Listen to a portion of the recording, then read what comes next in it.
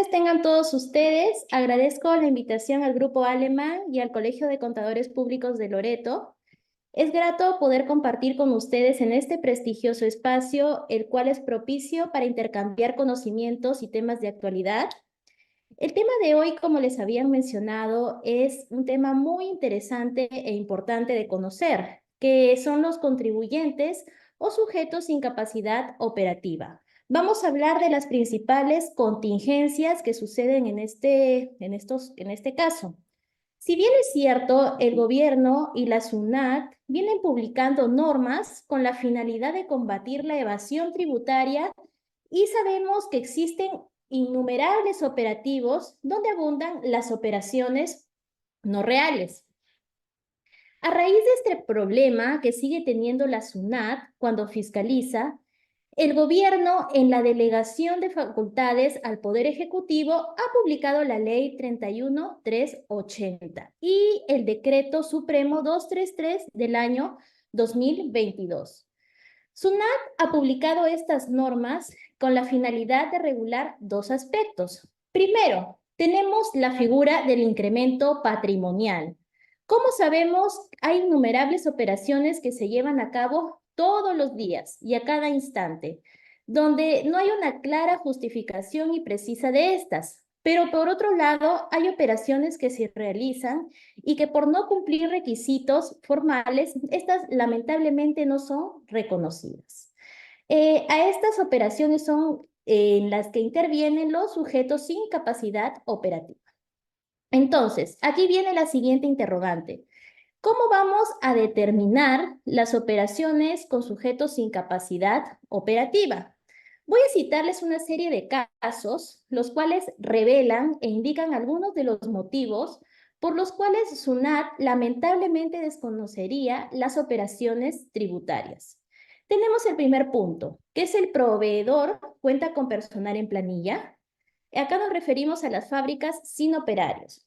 Por ejemplo, si yo le compro a un sujeto o a una empresa que tiene personal en planilla, SUNAT podría observarme esta operación. En otras palabras, me obligaría a que yo como comprador fiscalice al que me vende. Es decir, si yo realicé una compra, por más que ésta sea bancarizada, por más que exista de por medio un contrato, tenga guías, tenga la detracción, SUNAT va a cotejar si es que el que me vende tiene efectivamente la capacidad operativa. El segundo punto, el proveedor tiene personal dependiente con recibo por honorarios. Tenemos el caso de los trabajadores con horario de trabajo con subordinación. Por ejemplo, este es un tema muy común. Es el caso que yo tengo personal en mi empresa, pero únicamente están con recibo por honorarios y no están dentro de la planilla. También se entiende que serían sujetos sin capacidad operativa, generando totalmente un gran problema.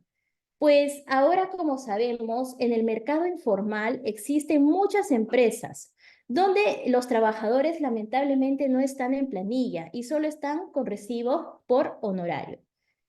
Es el caso que se da si yo le compro a una fábrica que se les paga a sus obreros mediante recibos por honorarios. Entonces me van a desconocer lamentablemente dicha operación. El tercer punto, ¿tiene activos fijos formales para operar? Tenemos el caso que en su contabilidad no tiene activos propios ni alquilados.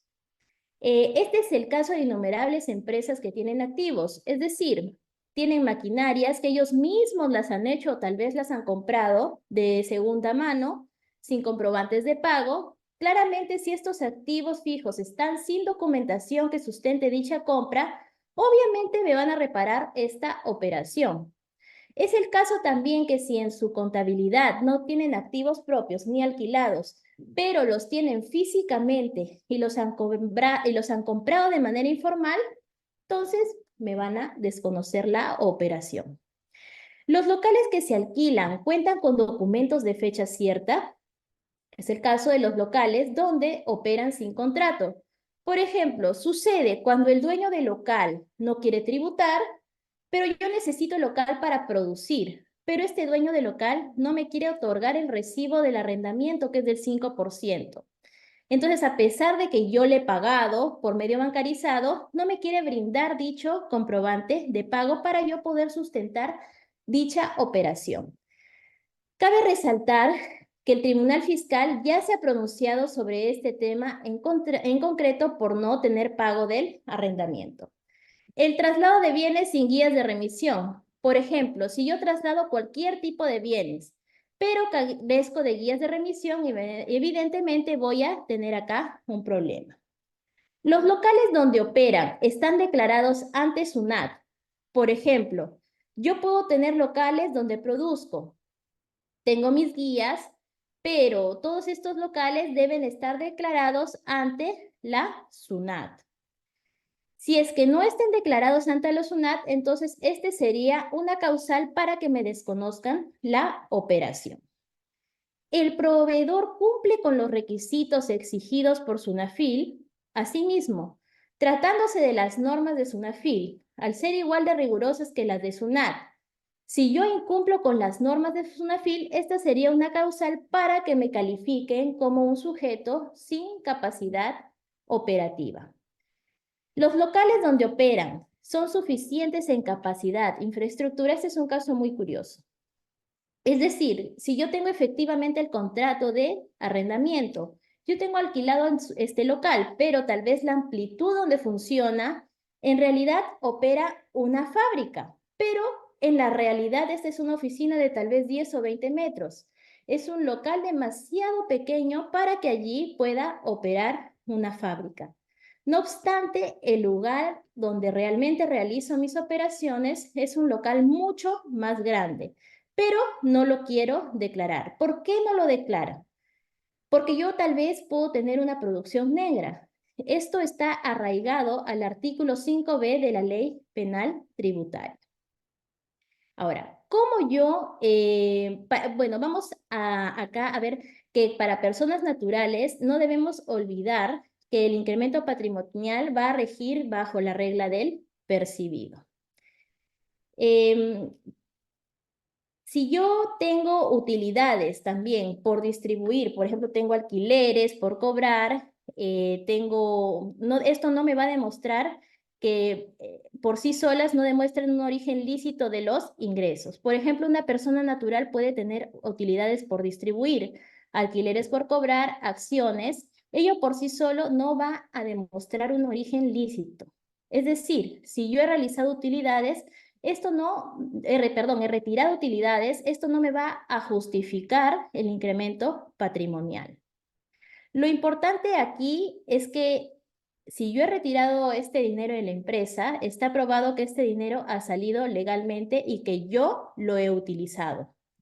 Tenemos acá el caso de los premios o donaciones que se reciben y deben cumplir los requisitos que establece la ley. Por ejemplo, si mi abuelo, un familiar, me dona un dinero que yo debo cumplir con las reglas que me establece el artículo 52 de la Ley del Impuesto a la Renta. ¿Qué quiere decir esto? Que tiene que existir de por medio un documento de fecha cierta y además que tiene que ser esta operación bancarizada. Y por supuesto que el origen de los fondos del donante sea lícito. Y acá, algo que sucede comúnmente, que es la condición de no habido. ¿Cuáles son las consecuencias? La condición de no habido, ahora de manera clara y expresa, establece que si una empresa o un contribuyente está declarado como un no habido, constituiría un sujeto sin capacidad operativa. El sujeto sin capacidad operativa es el que, si bien figura como emisor de los comprobantes de pago o de los documentos complementarios, no tiene los recursos financieros, materiales, humanos o económicos que no resultan idóneos para realizar las operaciones por las que se emiten dichos documentos. A manera de comentario respecto a los sujetos sin capacidad operativa, el procedimiento para atribuir la condición de sujeto sin capacidad operativa con el fin de establecer efectos respecto de los comprobantes de pago o documentos complementarios a estos. Acá me van a reparar el IGB y también, por supuesto, el crédito fiscal. Es decir, hay problemas con el IGB y el impuesto a la renta porque me van a reparar esto y también si es en el caso de renta me van a reparar el costo o el gasto. Y adicionalmente me van a querer cobrar un 5% por distribución indirecta. Por otro lado, también se ha establecido que los préstamos de dinero solo podrán justificar los incrementos patrimoniales cuando el mutuante se encuentre plenamente identificado y, entre otros, no tenga la capacidad la condición de sujeto sin capacidad operativa. En la página de SUNAT se va a publicar una lista donde yo, como contribuyente, debo verificar antes de realizar cualquier operación o al momento de suscribir un contrato y al momento de tal vez realizar cualquier desembolso, si es que esta persona se encuentra como no habido. Perdón. Se ha establecido también que los incrementos patrimoniales no podrán ser justificados con donaciones u otras liberalidades que no consten En primer lugar, tenemos la escritura pública. Por ejemplo, si es que me donan una casa o me donan un dinero o tal vez una donación de una maquinaria, este debe estar obligatoriamente en una escritura pública. Tenemos el caso también de los documentos de fecha cierta, tratándose de donaciones, por ejemplo, de bienes muebles, porque estos no son vehículos, no son inmuebles, son otro tipo de maquinarias, entonces no requieren una inscripción en registros públicos. Tenemos aquí como complemento una jurisprudencia que les voy a mencionar sobre la bancarización, la utilización de medios de pago. En esto tenemos los depósitos bancarios y las cartas con números de operaciones bancarias. Tenemos la RTF 2204, que es del año 2020. Por ejemplo, SUNAT interviene a una persona y ésta le alcanza el detalle de quiénes le han depositado. Y aquí dice, los depósitos bancarios no pueden ser acreditados con cartas de proveedores. Esto no basta. Entonces, ¿qué es lo que se necesita? Se necesita el voucher en el cual se va a acreditar la transferencia para yo también acreditar el pago. Si me demuestran tal vez el estado bancario, esto no va a ser aceptado por la administración. Bueno, acá tenemos que a propósito de la utilización de medios de pago, acá tenemos la RTF 2501 del 2009, que los vouchers de depósitos bancarios deteriorados por el paso del tiempo para sustentar el pago de las operaciones no acreditan los medios de pago. Bueno, efectivamente los vouchers yo los tengo, pero con el tiempo los he tenido guardados tal vez, entonces estos no son legibles, ¿no? No se nota lo que dicen. Entonces yo puedo sustentar de esta manera que el tiempo los ha desgastado, pero lamentablemente yo voy a tener que pedirle al banco nuevamente para acreditar estas operaciones. Respecto a los proveedores informales, bueno, para acreditar la realidad de los servicios de construcción, el contribuyente puede presentar contratos de locación, facturas, presupuesto, calendarios de obra, cotizaciones, valorizaciones que me puedan acreditar mi operación. Respecto a la verificación de la identificación de los sujetos sin capacidad operativa, acá tenemos los que no cuenten con infraestructura, los que no tengan activos y también los que no tengan el personal idóneo, nos dice este decreto legislativo. ¿Cuál es el procedimiento para yo verificar a un sujeto sin capacidad operativa? Primero, se verifica la condición del sujeto sin capacidad operativa. Vamos a notificar al contribuyente mediante una carta y un requerimiento. Entonces, el sujeto en un plazo de 30 días hábiles bueno, a partir de la fecha en que surte la notificación, va a presentar los medios probatorios que van a desvirtuar su tal situación. Y esto de acá lo va a evaluar la SUNAT con estas pruebas en un plazo también de 30 días hábiles. Acá tenemos toda la impugnación que el sujeto va a realizar. Va a tener 10 días hábiles para interponer un recurso de reclamación o de apelación también. 5 días hábiles para la subsanación de los requisitos de admisibilidad, 30 días hábiles para resolver la reclamación y la apelación bajo responsabilidad, ¿ah? Y 10 días hábiles para la actuación de medios probatorios y posteriormente 10 días hábiles para que la SUNAT eleve el expediente de apelación al Tribunal Fiscal. SUNAT va a publicar en su página web y en el Diario Oficial El Peruano, el último día calendario del mes, la relación de todos los sujetos sin capacidad operativa. Acá tenemos el decreto legislativo que señala esto. Entonces, acá les voy a hablar sobre los informes técnicos en procesos penales. ¿Qué es el informe técnico? Es muy importante. Por ejemplo, si es que a una persona la están fiscalizando por desbalance patrimonial, se recomienda presentar una pericia para que detalle el perito contable de una manera pormenorizada cómo se ha llevado a cabo esta operación. Ya la Corte Suprema ha establecido que si una persona presenta una pericia, esta debe ser valorada, es decir, SUNAT debe demostrar por qué la pericia no tiene validez, lo cual es muy diferente a lo que el contribuyente diga.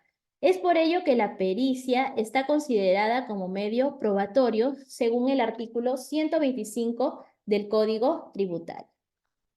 A manera de conclusión, acá lo que les recomiendo es que lo ideal es que los contribuyentes contraten proveedores que tengan un control interno de cada uno de los procesos de compra. ¿Por qué? Para poder acreditar que el proveedor cuente tal vez con los medios para prestar tal servicio.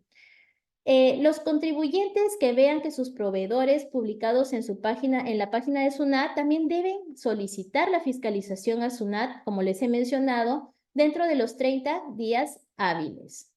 Y como una recomendación final, las normas deben ser predictibles para los administrados. Y estas normas generan falta de predictibilidad, ya que en lugar de contratar a los sujetos sin capacidad operativa una vez publicados en adelante, lo único que hace que es observar los comprobantes que han sido emitidos por el proveedor hasta la fecha de su publicación y eso totalmente le resta predictibilidad. Y también tendría que recomendar que SUNAT es necesario que publique directivas según lo que establece el Código Tributario. Tengo entendido que hasta el año 2002 ha estado publicando estas directivas. Entonces, sería bueno que lo siga haciendo en estos tiempos que ya están realizándose estas fiscalizaciones y estos operativos por parte de la administración. Bueno, gracias por su atención. Eso es todo y quedo atenta a cualquier duda que tengan. Muchas gracias.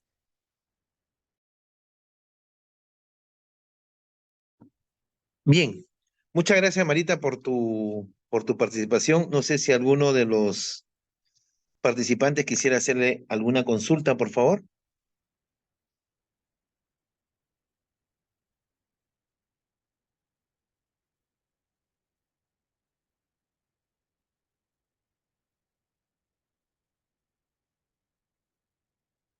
Bueno, para animar que pregunten, yo quisiera hacerte una consulta, Marita. Claro que sí. Normalmente hay una serie de proveedores y sobre todo de personas naturales con negocio que muchas veces no cuentan con planilla, se maneja bastante informal porque hay que recordar que la economía peruana es de mucha informalidad. Y tanto ahí también hay negocios con la razón de persona jurídica de EIRL que también se maneja de esa manera. Ante un tema que podamos tener básicamente de que alguno de los clientes que podamos estar asesorando tengan algún problema o salgan con la relación de estos proveedores, ¿cuál debería ser la mejor defensa que podríamos hacer en muchos de los casos? Claro, acá, muchas gracias por la pregunta. Bueno, acá lo ideal, como lo he mencionado anteriormente, se tendría que solicitar la fiscalización de este contribuyente y se debería probar que el servicio efectivamente sí se ha prestado, ¿no? Esto tendría que el contribuyente realizarlo a fin de que se le pueda validar sus operaciones, ¿no? No se le califique como una operación no real. Gracias. Ok. Ok, básicamente sería, pero vamos a tener bastante problema ahí, ¿eh? Porque también tengo entendido con el tema de calificación que está haciendo la SUNAT a cada uno de los contribuyentes, ¿eh? Si bien es cierto, hoy en día hay una relación de buenos contribuyentes, ¿cómo se está manejando también este tema en relación a estos sujetos sin capacidad operativa? Claro, le pongo un ejemplo. Supongamos que en una construcción, ¿no? Efectivamente, yo no tengo el contrato de obra, ¿no? Entonces, a mí me vienen a fiscalizar esto. Pero yo lo que sí tengo es un contrato, perdón, es el cuaderno donde se han apuntado todas las operaciones que se han hecho, ¿no? El contrato de obra, las salidas, todo. Entonces, mediante esto, nosotros podemos acreditarle a la administración tributaria que efectivamente la operación sí se ha realizado en la realidad. Entonces, a pesar de no tener el contrato, tenemos este medio, esta herramienta que nos va a permitir validar nuestra operación. Ese es un ejemplo que yo podría poner como para que esclarezca, ¿no? Si no tenemos lo que establece la norma, no tenemos el contrato, tal vez, entonces hay otros medios que podrían acreditar que estas operaciones efectivamente son reales. Correcto. Muchas veces también, Marita, ustedes en la consultoría que es muy conocida, de Arancibia Bazán, muchos clientes o muchas empresas realizan actividades en zonas del Perú profundo, ¿no? Y donde hay veces hay consumos y gastos que no se pueden sustentar adecuadamente, como comprenderás. Imagínate, yo soy una empresa que genera torres de comunicación y me dicen que por el GPS de la carretera a 5 kilómetros donde no llega ni Dios y entra la gente y no sale hasta que termina la torre. En tu experiencia de sustentar mucho la documentación necesaria. Claro, por ejemplo, en esos casos, ¿no? Supongamos algo que es muy común, en la industria del cacao, del chocolate, nosotros existen las liquidaciones de compra, tal vez electrónicas, pero estas no se pueden firmar. Entonces, acá lo que se aplica es que exista un documento que sea firmado en estos casos por un juez de paz de la jurisdicción, ¿no? De la zona. Entonces, eso es lo que normalmente se hace, ¿no? Eso sucede N veces en lo que es el rubro de la producción del chocolate, del cacao. Ok, o sea, la solución va por el tema de validar ante un juez de paz de la zona.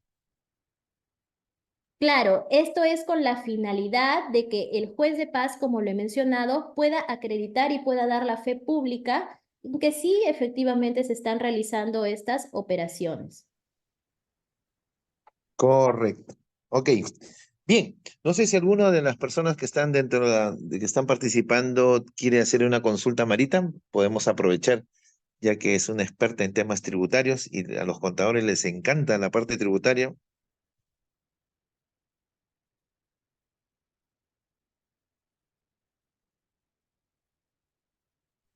Buenas tardes. Sí, le escuchamos.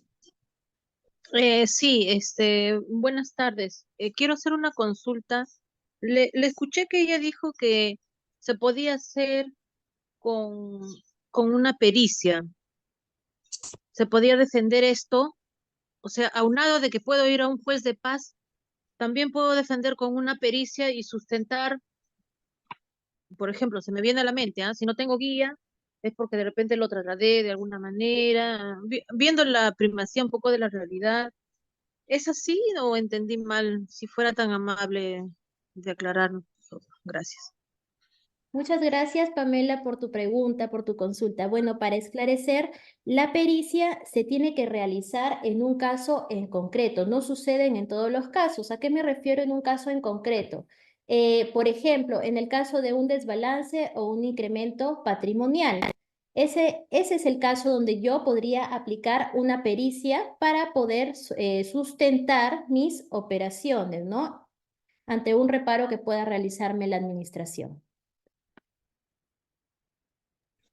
Claro, o sea, la administración, por ejemplo, en el caso de, lo está relacionando bastante, yo he visto en las operaciones no reales, dice, o las operaciones ficticias que supuestamente se ha descubierto de que te prestan facturas o te dan facturas para bajar el IGB, pero ahí sacan un informe de indicios, ¿no es cierto? La SUNAT para poder también probar y ya tipificar realmente si hay delito, no hay delito, o solamente es multa, ellos están sacando un informe de indicios. Entonces, ese informe sería primeramente refutar, pues, ¿no? Claro, Con la pericia, obviamente.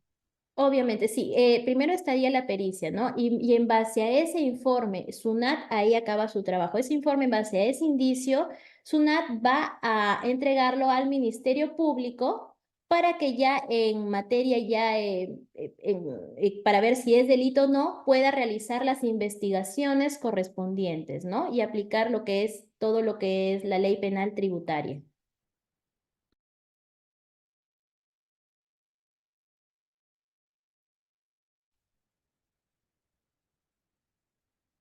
No sé si hay una réplica, Pamela, o quedó claro. Sí, lo que pasa es que yo lo veo ahorita un poco complejo porque la SUNAT está mezclando un poco, o sea, ya he visto que está metiendo esto de los sujetos que no tienen capacidad operativa, está mezclando y lo está tipificando, podríamos decir ahí como parte de, en casos de delito tributario, porque las operaciones no reales están yéndose a delitos tributarios, ¿no? Entonces, yo vi una resolución, pero yo digo, pero si los sujetos que no tienen capacidad operativa se ha dado recientemente en estos últimos años, no de delitos de antes, pues estamos hablando del año 2012, 13, ¿no? Pero yo he visto que los fiscales están inclusive ya haciendo mención ya a esto, dándole importancia, o mejor dicho, juntando, ¿no? ¿Será porque la investigación está abierta? Por eso sí, o sea, hay que tener bastante cuidado porque ya están cerrando, como se dice, todito los lados donde la gente antes podía pues hacer estas jugadas con facturas de favor, de créditos fiscales y todo ello, ¿no? O sea, ya esto es peligroso, ¿no? Entonces, yo siempre también ya les digo a mis clientes que no se metan en esas cosas porque ya está bien difícil o, o te llevan, no te sueltan, pues sobre todo cuando ya arriban a operaciones no reales. Muy interesante su exposición, muchas gracias. Muchas gracias, Pamela. Bueno, para acotar algo, ¿no? Acá hay algo que se confunde mucho. Es en cuanto al ilícito administrativo y a lo que vendría ya a ser un delito. El ilícito administrativo se va a sancionar con una multa, ¿no? Una multa administrativa por parte de la administración. Y acá el ilícito penal, de acuerdo al decreto legislativo 813, la ley penal tributaria, se tendría que acreditar el dolo. Entonces, aquí para poder diferenciar en lo que es una infracción y entre lo que es un delito, se tendría que acreditar el dolo que existe por parte del contribuyente para realizar dicha acción, ¿no? Dicha acción que vendría ya a catalogarse como un delito. No sé si me dejo entender. Gracias. Sí, sí te entiendo, pero ellos más se van al perjuicio. O sea, dicen que, bueno, te favoreció esto y no pagaste el IGB que te correspondía, por tanto hay un perjuicio al Estado, ¿no? Entonces por ahí se agarran. Eso es lo que he visto, doctora. Muchas gracias. Listo, muy amable, gracias.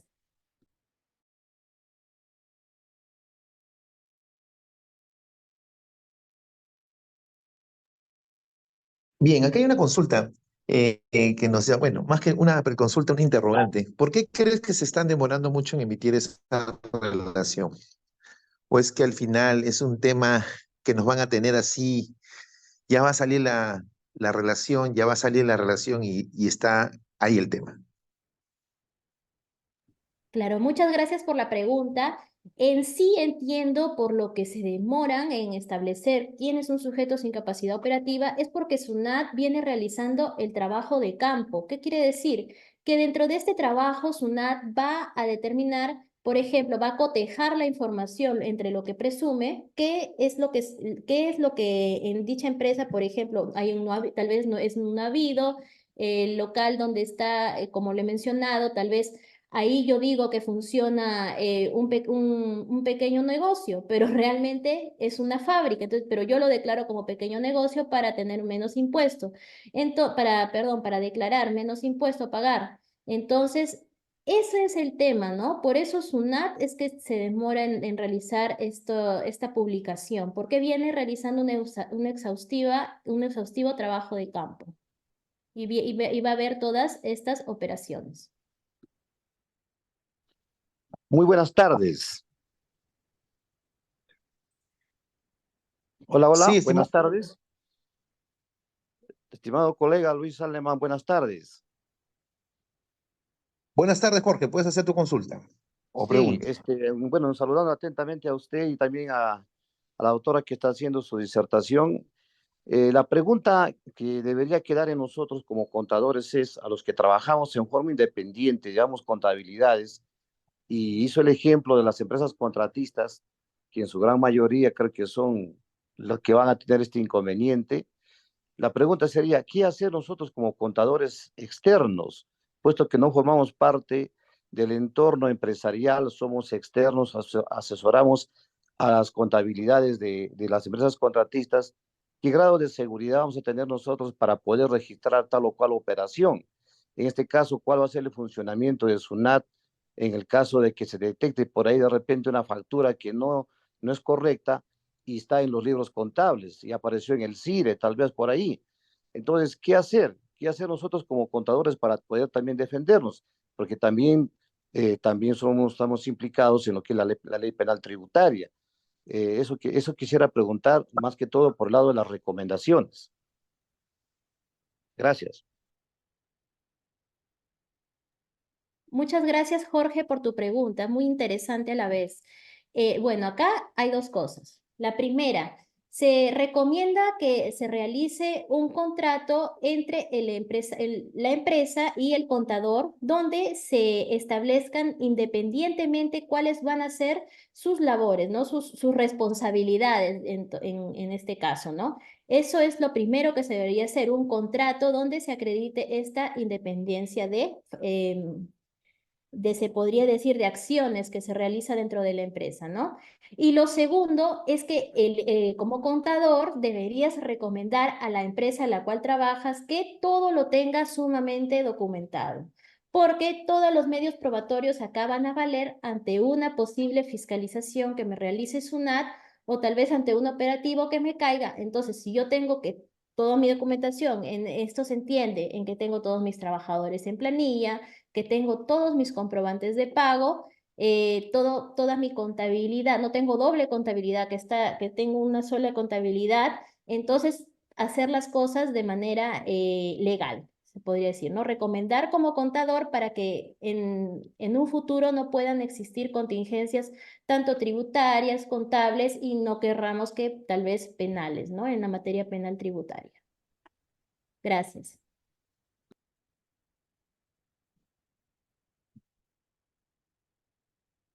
¿Alguien más que quisiera hacer alguna pregunta? Colega, yo quería ahí complementar la respuesta para el señor Jorge que acaba de preguntar.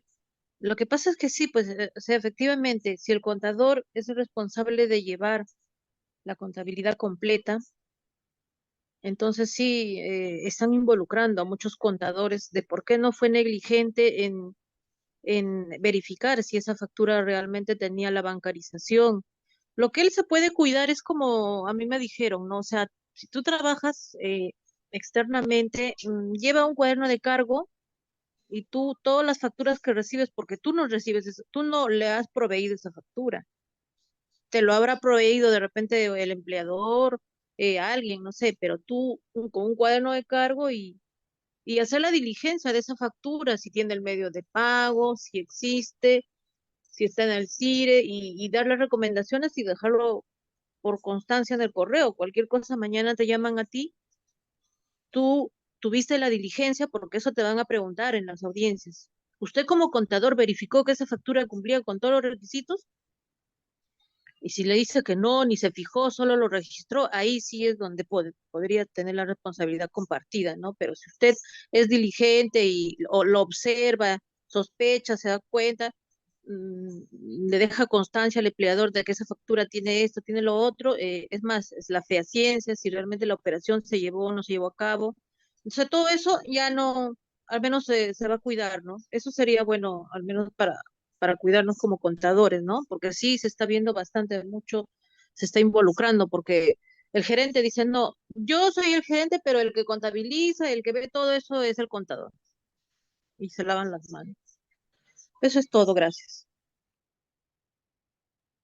Gracias, Pamela, por el aporte. Es correcto lo que dices, pero según lo que establece la Ley General de Sociedades, es el gerente quien tiene la responsabilidad de toda la información. Como contadores, solamente el contador recibe la información, pero el que es el encargado de verificar dicha operación es, en primer lugar, el empresario, y esto pasa también por las manos del gerente. Entonces, por eso yo mencioné que debería ser esencial que exista un contrato donde se independicen dichas responsabilidades. Entonces, según lo que manda la Ley General de Sociedades, acá el que responde es el gerente general, más no el contador.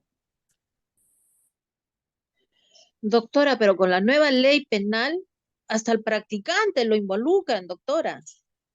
De verdad. Claro, es cierto, hay delito contable, pero como he mencionado en el contrato, según las cláusulas que yo establezca, porque es también según el tipo de elaboración que se existe en el contrato, yo puedo establecer en las cláusulas donde se pueda hacer dicha salvedad. Entonces, a mí como contador, como auxiliar o como lo que sea, como auxiliar contable, asistente contable, yo no tengo ningún tipo de responsabilidad. Entonces, acá es necesaria, indispensable, importante la elaboración de dicho contrato.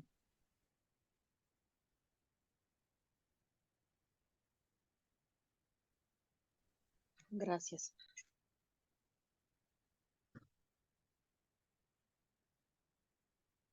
Bien, siempre el aspecto tributario genera bastante contingencia, ¿eh? Y como siempre muchos decimos, la SUNAT nos involucra en temas que debería estar más específico en ellos. ¿Alguien más que quisiera hacer una pregunta a la doctora?